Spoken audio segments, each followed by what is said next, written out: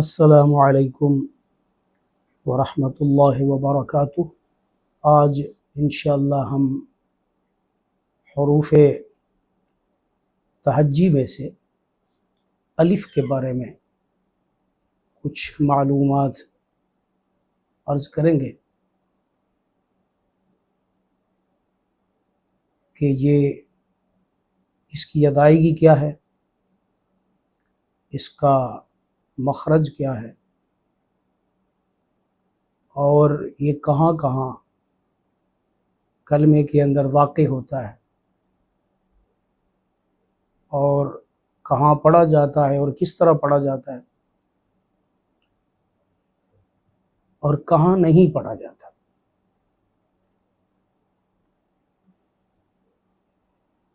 اس سے پہلے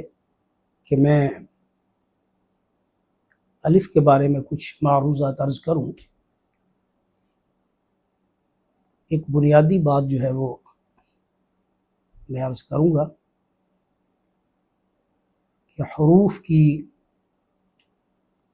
بنیادی طور پر دو قسمیں ہوتی ہیں۔ ایک ہوتے ہیں حروف مبانی،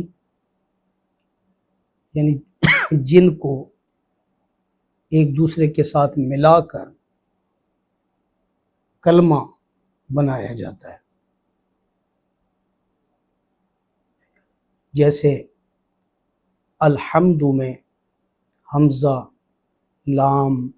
حا، میم، دال، یہ حروف مبانی ہیں، اور یہی حروف ہجا بھی ہیں۔ دوسرے حروف معانی ہوتے ہیں کہ جن کا کوئی نہ کوئی معنی ہوتا ہے۔ حروف مبانی کا معنی نہیں ہوتا، بلکہ وہ ایک کلمے کی بنیادیں ہوتی ہیں، اجزاء ہوتے ہیں، اور ان کو ملا کر کلمہ متشکل ہوتا ہے، کلمہ بنتا ہے۔ لیکن کچھ حروف ایسے بھی ہیں انہی میں سے جن کا کوئی نہ کوئی معنی بھی ہوتا ہے، جیسے با ہے تو وہ حروف مبانی میں بھی آتا ہے اور حروف معانی میں بھی آتا ہے، کیونکہ اس کا معنی ہوتا ہے ساتھ، اور بھی کئی معنی ہیں، جیسے بسم اللہ الرحمن الرحیم، اللہ تعالی جل جلالہ وعم نوالہ کے اسم کے ساتھ کا آگے کیا معنی ہے، اس کی تفصیلات جو ہیں وہ تفسیر اور نحو کی کتب میں موجود ہیں۔ اسی طرح تا ہے، یہ حروف مبانی میں سے بھی ہے، یعنی ایک حرف ہے جس کا نام ہے تا، جبکہ یہ حروف معانی میں سے بھی ہے، کیونکہ یہ قسم کے لیے آتا ہے، جیسے تاللہ، اللہ کی قسم۔ اسی طرح اور بھی حروف مبانی اور معانی جیسے جیسے ہم پڑھیں گے وہاں ان کی تفصیل عرض کر دی جائے گی۔ حروف مدہ تین ہیں جن کی آواز تھوڑی سی لمبی ہوتی ہے، الف ہے، واو ہے اور یا۔ واو اور یا کی بات ہم وہاں کریں گے جب ہم وہاں پہنچیں گے۔ تو الف جو ہے یہ دوسرے دو حروف مدہ کے مقابلے میں یہ مدہ ہونے میں اصل ہے، اس اعتبار سے کہ واو اور یا وہ مدہ بھی ہوتے ہیں، غیر مدہ بھی ہوتے ہیں۔ جبکہ الف ہمیشہ مدہ ہوتا ہے، یعنی یہ غیر مدہ ہوتا ہی نہیں۔ جو الف پڑھنے میں آتا ہے تو وہ ہمیشہ مدہ ہی ہوتا ہے، اور ویسے یہ حرف کوئی مستقل حرف نہیں ہے، بلکہ یہ اس سے پہلے جو حرکت ہوتی ہے فتحہ کی، زبر کی، عربی میں اسے فتحہ کہتے ہیں اور فارسی اور اردو میں ہم اس کو زبر کہتے ہیں۔ تو ما قبل کی جو فتحہ کی آواز ہے اس کو دو گنا کر دیں تو وہیں سے الف پیدا ہو جاتا ہے۔ یعنی آپ یوں کہہ سکتے ہیں کہ زبر کی ایک آواز اور پھر ایک زبر کی آواز، فتحہ کی آواز اور اتنی پھر فتحہ کی آواز، ان دونوں کو ملا دیا جائے تو یہ الف کی آواز ہوتی ہے۔ مثلا با کے اوپر زبر ہو، فتحہ ہو صرف سمپل، تو ہم کہیں گے با، صرف اتنی آواز با، با، اتنی آواز ساتھ اور ملا دیں با، با، تو یہ جو با سے با ہم نے کیا ہے، یعنی فتحہ کی آواز کو دو گنا کیا ہے، تو یہ الف کی آواز ہے۔ الف کی آواز صرف اتنی ہوتی ہے۔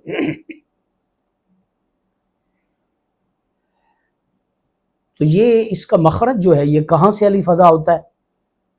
کیونکہ یہ کوئی مستقل حرف ہے نہیں، مستقل حرف اس اعتبار سے نہیں ہے کہ جو حروف اصلیہ ہوتے ہیں، جو فا عین لام کے مقابلے میں آتے ہیں، تو یہ حروف اصلیہ میں سے نہ فا کے مقابلے میں آتا ہے، نہ عین کے، نہ لام کے۔ یہ جو الف ہے یہ نہ فا کے مقابلے میں آتا ہے، نہ عین کے اور نہ لام کے۔ فا کے مقابلے میں تو بالکل آتا ہی نہیں ہے، کیونکہ فا کلمے سے ہی عموماً ایک کلمہ شروع ہوتا ہے، فعل شروع ہوتا ہے۔ تو اگرچہ اس کے علاوہ جو مزید فی کے کلمات ہیں ان میں اور حروف بھی ہوتے ہیں فا کلمے سے پہلے، لیکن بہرحال فا کلمے کے مقابلے میں کبھی بھی الف نہیں آتا۔ البتہ عین اور لام کے مقابلے میں کبھی کبھی ظاہری طور پر الف آ جاتا ہے، لیکن وہ حقیقت میں الف نہیں ہوتا، بلکہ حقیقت میں وہاں یا واو ہوتا ہے یا حمزہ۔ مثلا قالا ہے تو اصل میں یہ لفظ ہے قوالا، واو چونکہ متحرک ہے، اس کا ماقبل مفتوح ہے، اس لیے اس کو الف سے بدل دیتے ہیں تو قالا بن جاتا ہے۔ بظاہر تو یہ عین کے مقابلے میں الف آ رہا ہے، لیکن حقیقت یہ ہے کہ اصل میں یہ الف ہے نہیں، بلکہ اصل میں یہاں واو ہے اور اس کو پھر الف سے بدل دیا گیا ہے تاکہ پڑھنے میں آسانی اور تخفیف پیدا ہو۔ تو اس لیے ہم بار بار یہ کہہ رہے ہیں کہ الف کوئی مستقل حرف نہیں ہے، چونکہ مستقل کوئی حرف نہیں تو اس لیے اس کا کوئی مستقل مخرج بھی نہیں، بلکہ جیسے ہی ہم اس سے ماقبل والے مفتوح حرف کو ادا کرتے ہیں تو یہ الف منہ کے اندر کی خالی جگہ سے خود بخود ادا ہو جاتا ہے۔ جیسے ہم پڑھتے ہیں با، اب با میں با کو ادا کرتے ہوئے تو دونوں ہونٹ آپس میں مل رہے ہیں، لیکن اس کے بعد جو لمبی آواز ہے، یعنی با شروع ہونے کے بعد با، تو شروع ہوتے وقت تو ہونٹ آپس میں ملے، یہ تو با کا مخرج ہے، لیکن اس کے بعد جو الف ہے اس کی آواز بس منہ کے اندر کے خالی جگہ سے خود بخود ادا ہو جاتی ہے۔ تو اس لیے اس کا مخرج بیان کیا جاتا ہے جوف دہن، یعنی منہ کے اندر کی خالی جگہ، یہیں سے ہونٹوں سے آگے اور حلق سے پہلے پہلے تک جو منہ کے اندر کا خلا ہے، یہاں سے ہی الف ادا ہو جاتا ہے۔ اس سلسلے میں ایک اور اس کا اصول یہ ہے کہ یہ کلمے کے شروع میں کبھی نہیں آتا، کیونکہ یہ مستقل حرف نہیں، یہ خود اپنے ماقبل کی فتح کے تابع ہو کر پڑھا جاتا ہے، اسی کو لمبا کرتے ہیں تو الف بنتا ہے۔ تو جب اس سے پہلے کوئی حرف ہوگا ہی نہیں تو سٹارٹ میں جو ہے الف نہیں آ سکتا، یہ یا درمیان میں آئے گا یا آخر میں آئے گا۔ جیسے قال، باع، یہ تو ہے نا کہ اصل میں واو ہے جو الف سے بدل گئی، اور اسی طرح یا ہے الف سے بدل گئی۔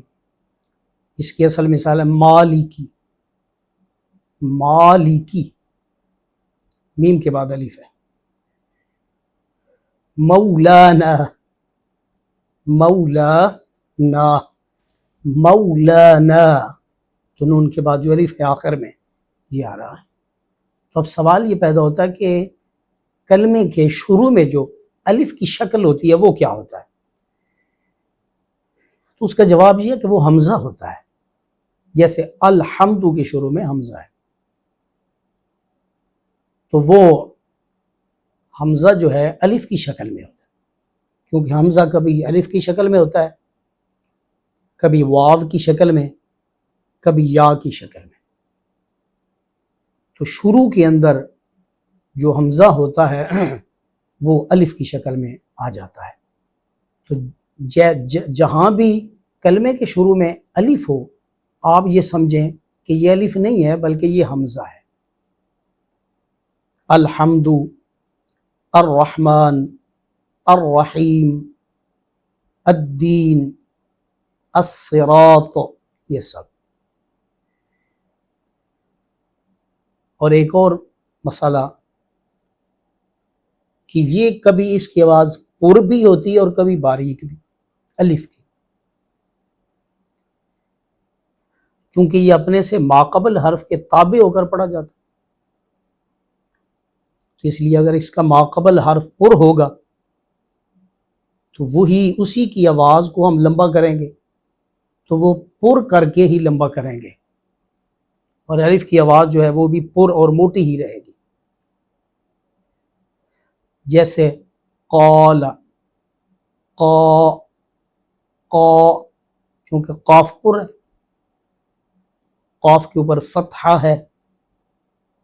اور اسی فتحہ کی آواز کو جب لمبا کرنا ہے تو اس سے الف پیدا ہونا ہے۔ تو اب ایسا نہیں کہہ سکتے کہ قا، ایسے نہیں، قا نہیں کہہ سکتے، آواز ایک ہی جیسی رہے، قا، قال، قال، آواز الف کی بھی پر ہی رہے گی۔ اور اگر اس سے پہلے حرف باریک ہو تو اس کی آواز بھی باریک ہی ہوگی، جیسے مالکی، مالکی، چونکہ میم باریک حرف ہے، یعنی اس کی آواز باریک ہوتی ہے اور موٹی نہیں ہوتی، تو جب میم کو ادا کریں گے لمبا کر کے تو اس کے ساتھ جو الف ہے تو اس کی آواز بھی باریک ہی ہوگی، یعنی اس کی اپنی کوئی آواز نہیں، یہ ماقبل ہی کی آواز ہے، ماقبل کے فتحہ کی آواز ہے، یا یوں کہہ لیں مفتوح حرف کی آواز ہے، اسی کو لمبا کرتے ہیں تو ساتھ الف پڑھا جاتا ہے۔ تو وہ اگر پر ہے تو الف کی آواز بھی پر ہوگی، اگر وہ باریک ہے تو الف کی آواز بھی باریک ہوگی۔ ایک اور اس کا مسئلہ ہے کہ کبھی کبھی الف جو ہے وہ کلمے کے آخر میں آ رہا ہوتا ہے اور اس سے پہلے مفتوح حرف ہوتے ہی نہیں ہے۔ ظاہر ہے جب مفتوح حرف نہیں ہے وہ الف تو نہیں پڑھا جائے گا، وہ صرف الف کی شکل ہوتی ہے، اور ہوتا وہ الف ہی ہے، یعنی وہ شکل الف ہی کی ہوتی ہے، لیکن وہ الف پڑھنے میں نہیں آتا۔ وہ اصل میں جمع کی علامت کے طور پر آتا ہے، یہ بتانے کے لیے کہ یہ صیغہ جمع کا ہے۔ جیسے ہم پڑھتے ہیں فعل، فعلا، اس میں تو الف پڑھا جا رہا ہے کیونکہ اس سے پہلے فتحہ ہے، لیکن اس کے بعد پڑھتے ہیں فعلو۔ اب جو فعلو ہے اس کے آخر میں الف لکھنے میں آتا ہے، لیکن اس کا ماقبل چونکہ مفتوح نہیں ہے اس لیے وہ پڑھا نہیں جاتا، وہ صرف یہ نشاندہی کرنے کے لیے آتا ہے کہ یہ جمع کا صیغہ ہے۔ تو اس سے پہلے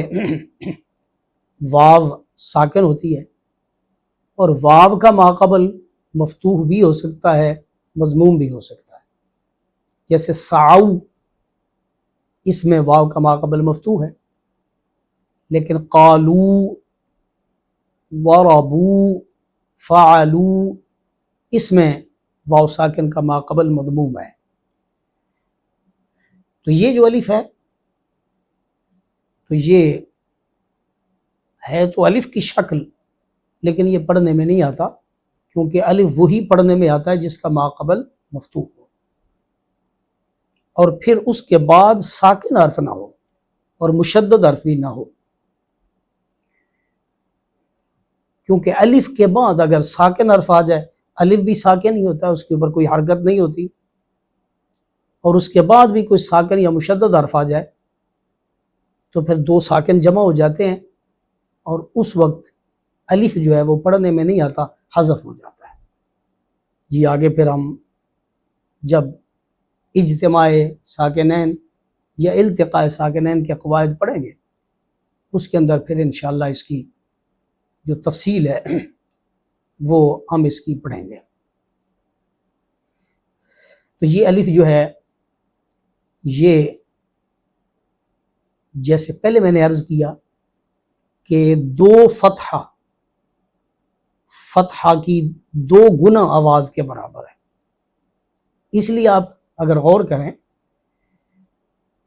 تو اس کی جو شکل ہے وہ بھی اگر فتحہ کو ایسے کھڑا کر کے لکھیں، ایک فتحہ لکھیں پھر اس کے بعد ساتھ ہی ایک اور فتحہ ملا دیں، یعنی ایسے شکل فتحہ کی جیسے کھڑا زبر یا فتح اشباعی ہم لکھتے ہیں ایسے، اور ایک ساتھ اور ساتھ اس کے ملا دیں تو اس سب کو ملانے سے الف کی شکل بن جاتی ہے۔ تو اس میں بھی اس کی طرف اشارہ ہے کہ جو الف ہے تو یہ